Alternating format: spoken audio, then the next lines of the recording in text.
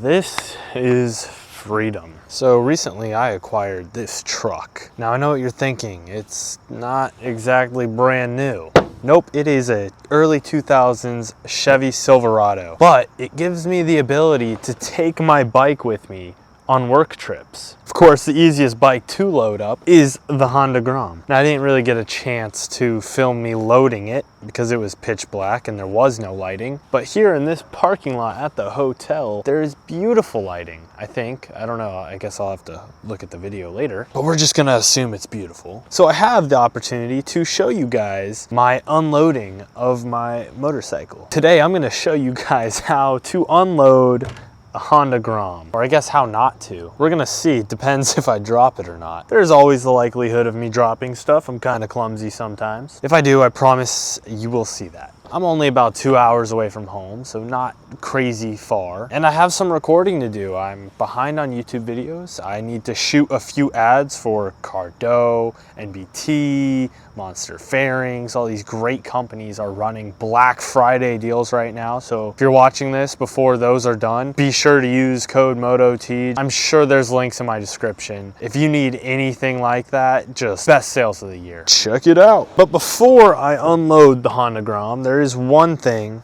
I wanted to talk about. So the other day I registered this truck. I took it to the DMV, paid my taxes on my $100 truck, got it titled and registered in my name, got insurance, everything, bought the plate for this truck that is not on right now. Do you guys understand how expensive it is to put a plate on a truck? Motorcycles, it still costs more than what I think it should cost, but it costed me almost $500 between tags, tax, and title. I don't know what country that money went to, but they better be eating good. Seriously, that stuff is kind of ridiculous in my opinion. I told the lady that I'd been driving it around for a week or so without a tag, and you would have thought that like I murdered somebody. Yeah, she looked at me like I was a violent criminal. It was insane, actually. I can't believe that she was that brainwashed. She's like, you can't be doing that. I'm like, well, I had to get around. I thought it was funny because it was like everybody in the tax collector's office, the DMV, whatever, we all agreed, at least the people that were there to pay taxes and whatnot, we all agreed that we didn't feel like it was right that we were all being taxed the amount that we were. A little bit of tax is understandable if you know where it's going, whatever, but like our roads are terrible. Our roads aren't good. The laws are written to where it looks like it's really helping you stay safe. You know, it's all in your safety, but none of us really feel like they're a correct representation of the law. I like police officers. I don't think that the officers are in the wrong. I just think that the laws are a little bit overreaching in some instances. Just last week or earlier this week, I saw that there was a YouTuber that I actually really enjoy watching by the name of Whistling Diesel, who actually got arrested for evading taxes. To avoid some of those fees that come along with, you know, purchasing a vehicle, you know, with the money that you earned, he registered it in another state. I've looked into it. You know, a lot of LLCs do that. It's just a common business practice. It's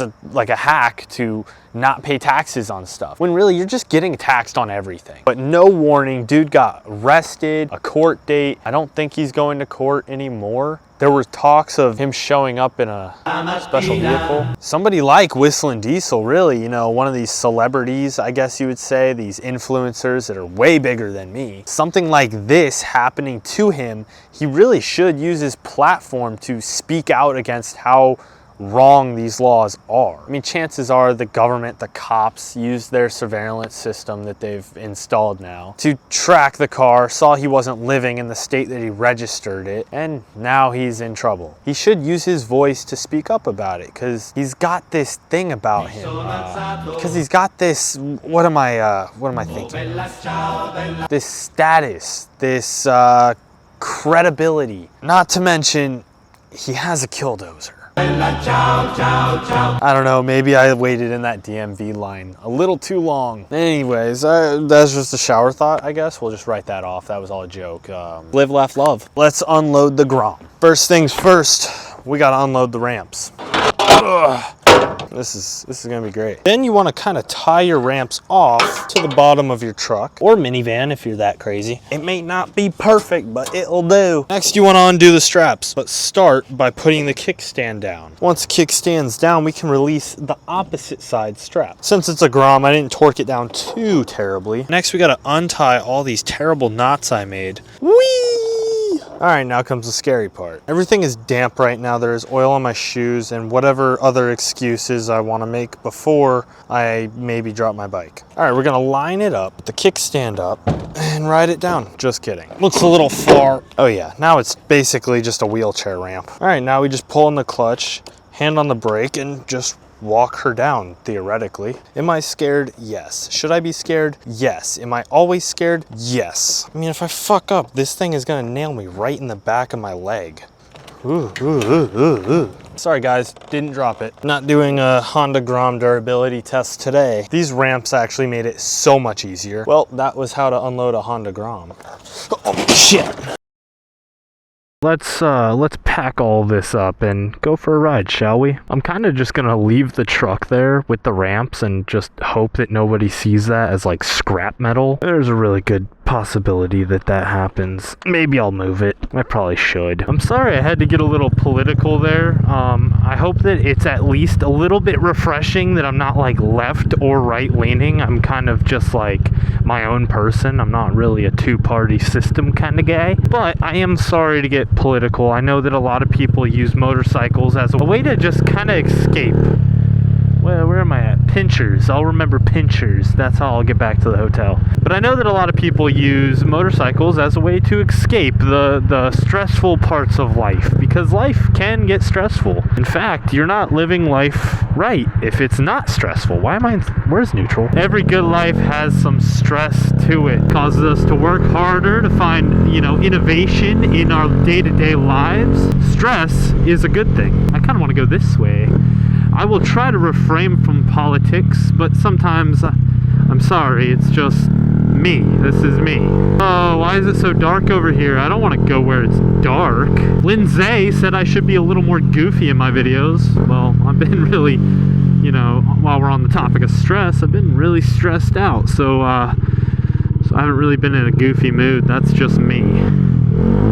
It did just occur to me that I never really have told you guys what I do for work. I mean, some of you have a rough idea, I'm sure. Maybe I've said it in a live stream. Maybe I've actually mentioned it. I can't remember. But without completely doxing myself and telling you guys every little personal information about myself, allow me to tell the 20 people that actually watch me what I do for work.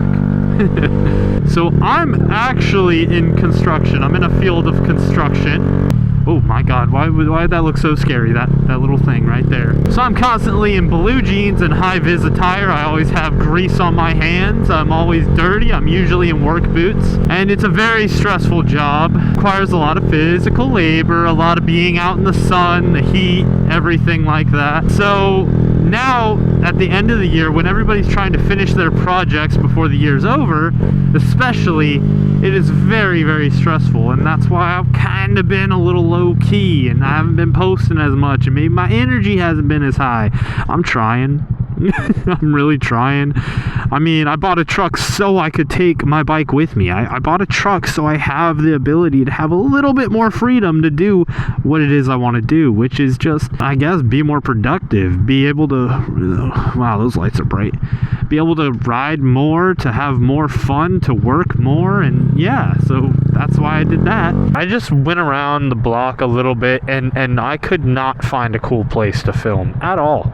Actually, I was just kind of trying to scope it out and find somewhere where I won't get in trouble.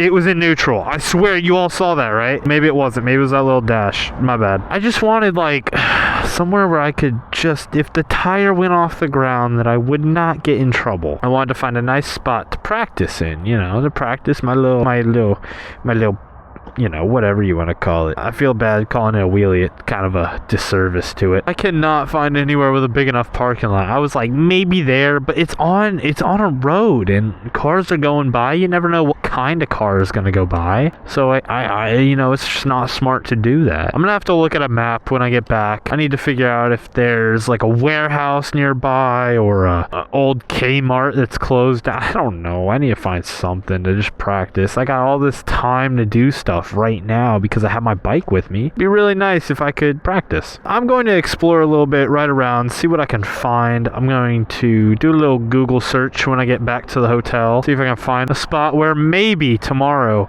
I can fool around a little bit. I appreciate you guys for watching. Leave a like, subscribe if you're new, and I will see you in the next video.